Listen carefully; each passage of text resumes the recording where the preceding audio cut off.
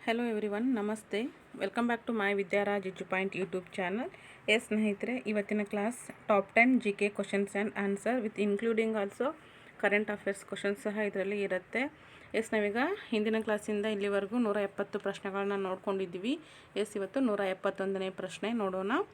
171ನೇ ಪ್ರಶ್ನೆ ಹೀಗಿದೆ: ಬಂಗಾಳದ ವಿಭಜನೆಯನ್ನು ರದ್ದುಗೊಳಿಸಿದವರು ಯಾರು? ಬಂಗಾಳದ ವಿಭಜನೆಯನ್ನು ರದ್ದುಗೊಳಿಸಿದವರು ಯಾರು?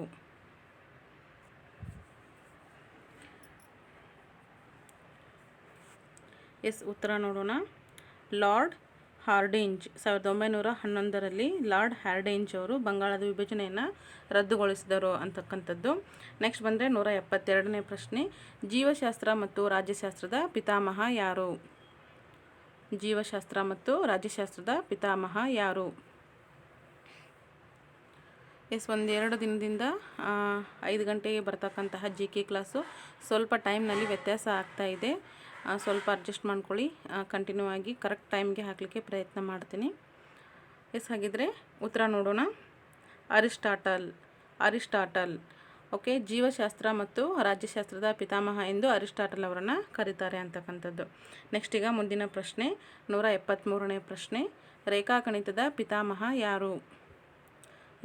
ರೇಖಾಗಣಿತದ ಪಿತಾಮಹ ಯಾರು? ಹಾಗಿದ್ರೆ ಉತ್ತರ ಬಂದು ಯೂಕ್ಲಿಡ್. ರೇಖಾಗಣಿತದ ಪಿತಾಮಹ ಯೂಕ್ಲಿಡ್ ಅವರನ್ನು ರೇಖಾಗಣಿತದ ಪಿತಾಮಹ ಎಂದು ಕರೆಯುವಂಥದ್ದು. ನೆಕ್ಸ್ಟ್ ಈಗ ಮುಂದಿನ ಪ್ರಶ್ನೆ 174ನೇ ಪ್ರಶ್ನೆ: ಶಕ್ತಿ ವಿಶಿಷ್ಟಾದ್ವೈತ ಸಿದ್ಧಾಂತದ ಪ್ರತಿಪಾದಕರು ಯಾರು? ಶಕ್ತಿ ವಿಶಿಷ್ಟಾದ್ವೈತ ಸಿದ್ಧಾಂತದ ಪ್ರತಿಪಾದಕರು ಯಾರು?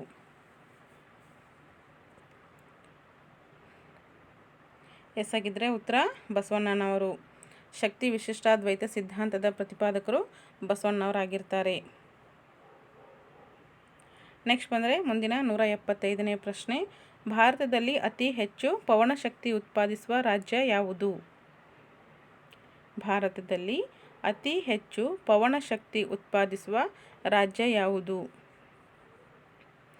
ಮಲ್ಟಿಪಲ್ ಚಾಯ್ಸನ್ನು ಕೊಟ್ಟರೆ ಕನ್ಫ್ಯೂಸ್ ಆಗೋ ಸಾಧ್ಯತೆ ಇರುತ್ತೆ. ಹಾಗಾಗಿ ಯಾವುದೇ ರೀತಿ MCQ ಅಲ್ಲಿ ನಾನು GK ಕ್ವಶನ್ಸನ್ನು ಫ್ರೇಮ್ ಮಾಡಿರೋದಿಲ್ಲ.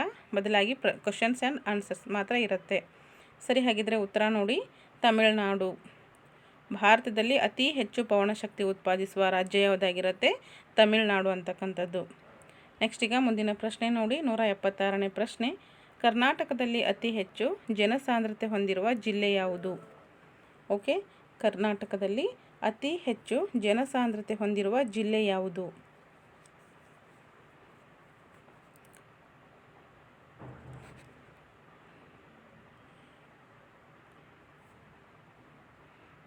ಹಾಗಿದ್ರೆ ಯಾವುದಾಗತ್ತೆ?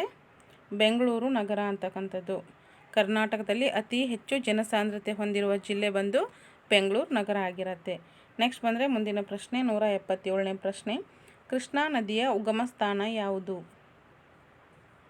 ಪ್ರತಿಯೊಂದು ಸ್ಪರ್ಧಾತ್ಮಕ ಪರೀಕ್ಷೆಯಲ್ಲಿ ಪ್ರತಿಯೊಂದು ನದಿ, ಹಾಗೆ ಅದರ ಉಪನದಿ, ಅದರ ವಿಸ್ತೀರ್ಣ ಎಷ್ಟು, ಯಾವ್ಯಾವ ಪ್ರದೇಶದಲ್ಲಿ ಹರಿದು ಹೋಗಿದೆ ಅಂತಕ್ಕಂಥದ್ದು ನೀವು ಗಮನದಲ್ಲಿ ಇಟ್ಕೊಳ್ಬೇಕಾಗತ್ತೆ. ಪೂರ್ತಿ ಉತ್ತರ ನಿಮಗೆ ಕ್ಲಿಯರ್ ಆಗಿ ಬೇಕು ಅನ್ನೋದಾದರೆ ನಮ್ಮ ಡಿಸ್ಕ್ರಿಪ್ಟಿವ್ ಇರ್ತಕ್ಕಂತಹ ವೀಡಿಯೋಸ್ಗಳನ್ನ ನೀವು ನೋಡ್ತಾ ಹೋಗಿ. ಅಲ್ಲಿ ಎಲ್ಲ ರೀತಿಯ ಉತ್ತರ ನಿಮಗೆ ಸಿಗುತ್ತೆ. ಓಕೆ, ಇದು ಬಂದು GK ಆಗಿರುತ್ತೆ. ಹಾಗಿದ್ರೆ ಉತ್ತರ ಬಂದು ಮಹಾರಾಷ್ಟ್ರದ ಮಹಾಬಲೇಶ್ವರ ಅಂತಕ್ಕಂಥದ್ದು. ಕೃಷ್ಣಾ ನದಿಯ ಉಗಮ ಸ್ಥಾನ ಬಂದು ಮಹಾರಾಷ್ಟ್ರದ ಮಹಾಬಲೇಶ್ವರ ಅಂತಕ್ಕಂಥದ್ದು. ನೆಕ್ಸ್ಟ್ ಈಗ ಮುಂದಿನ ಪ್ರಶ್ನೆ ನೋಡಿ. 178ನೇ ಪ್ರಶ್ನೆ: ಬಸವಸಾಗರ ಅಣೆಕಟ್ಟು ಯಾವ ಜಿಲ್ಲೆಯಲ್ಲಿದೆ ಅಂತಕ್ಕಂಥದ್ದು. ಬಸವಸಾಗರ ಅಣೆಕಟ್ಟು ಯಾವ ಜಿಲ್ಲೆಯಲ್ಲಿದೆ? ಇವೆಲ್ಲವೂ ಸಹ ತುಂಬಾ ಇಂಪಾರ್ಟೆಂಟ್ ಇರುತ್ತೆ. ಪ್ರಶ್ನೆಗಳು ಹೇಗೆ ಯಾವ ರೂಪದಲ್ಲಿ ಬರುತ್ತೆ ಅಂತ ಹೇಳಲಿಕ್ಕಾಗೋದಿಲ್ಲ. ಎಲ್ಲವನ್ನು ಗಮನದಲ್ಲಿ ಇಟ್ಕೊಳ್ಳಿ. ಬಸವಸಾಗರ ಅಣೆಕಟ್ಟು ಯಾವ ಜಿಲ್ಲೆಯಲ್ಲಿದೆ? ಹಾಗಿದ್ರೆ ಉತ್ತರ ಬಂದು ಯಾದಗಿರಿ ಜಿಲ್ಲೆ ಅಂತಕ್ಕಂಥದ್ದು. ಬಸವಸಾಗರ ಅಣೆಕಟ್ಟು ಯಾದಗಿರಿ ಜಿಲ್ಲೆಯಲ್ಲಿ ಕಂಡುಬರುತ್ತೆ ಅಂತಕ್ಕಂಥದ್ದನ್ನು ಗಮನಿಸ್ಕೊಳ್ಳಿ. ನೆಕ್ಸ್ಟ್ ಈಗ ಮುಂದಿನ ಪ್ರಶ್ನೆ 179ನೇ ಪ್ರಶ್ನೆ: ಮೈಸೂರು ರಾಜ್ಯಕ್ಕೆ ಕರ್ನಾಟಕ ಎಂದು ನಾಮಕರಣ ಮಾಡಿದಾಗ ಇದ್ದಂತಹ ರಾಜ್ಯಪಾಲರು ಯಾರು? ಪ್ರಶ್ನೆ ನೋಡಿ ಮತ್ತೊಮ್ಮೆ. ಮೈಸೂರು ರಾಜ್ಯಕ್ಕೆ ಕರ್ನಾಟಕ ಎಂದು ನಾಮಕರಣ ಮಾಡಿದಾಗ ಇದ್ದಂತಹ ರಾಜ್ಯಪಾಲರು ಯಾರು ಅಂತಕ್ಕಂಥದ್ದು ಪ್ರಶ್ನೆ. ಹಾಗಿದ್ರೆ ಉತ್ತರ ನೋಡೋಣ. ಎಸ್ ಮೋಹನ್ ಲಾಲ್ ಸುಖಾಡಿಯಾ ಅಂತಕ್ಕಂಥವ್ರು. ಮೋಹನ್ ಲಾಲ್ ಸುಖಾಡಿಯಾ ಅಂತಕ್ಕಂಥವ್ರು ಮೈಸೂರು ರಾಜ್ಯಕ್ಕೆ ಕರ್ನಾಟಕ ಎಂದು ನಾಮಕರಣ ಮಾಡಿದಾಗ ಇದ್ದಂತಹ ರಾಜ್ಯಪಾಲರಾಗಿರ್ತಾರೆ. ಯಾರು ಅಂದರೆ ಮೋಹನ್ ಲಾಲ್ ಸುಖಾಡಿಯಾ ಅಂತಕ್ಕಂಥವ್ರು. ಸರಿ, ಹಾಗಿದ್ರೆ ಈ ಒಂದು ಕ್ಲಾಸ್ನ ಕೊನೆಯ ಪ್ರಶ್ನೆ ಬಂದು ಹೀಗಿದೆ. 180ನೇ ಪ್ರಶ್ನೆ. ಬೆಳಕಿನ ಚದುರುವಿಕೆಗೆ ನೊಬೆಲ್ ಪ್ರಶಸ್ತಿ ಪಡೆದ ಭಾರತೀಯ ವಿಜ್ಞಾನಿ ಯಾರು? ಬೆಳಕಿನ ಚದುರುವಿಕೆಗೆ ನೊಬೆಲ್ ಪ್ರಶಸ್ತಿ ಪಡೆದ ಭಾರತೀಯ ವಿಜ್ಞಾನಿ ಯಾರು?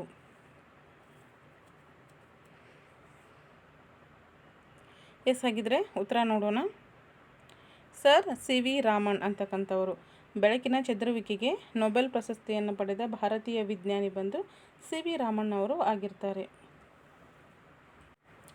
ಎಸ್ ಸ್ನೇಹಿತರೆ, ಇವತ್ತಿನ ಕ್ಲಾಸ್ನ 10 ಪ್ರಶ್ನೆಗಳನ್ನು ನಾನು ಇವತ್ತು ಚರ್ಚೆ ಮಾಡಿದ್ದೀನಿ.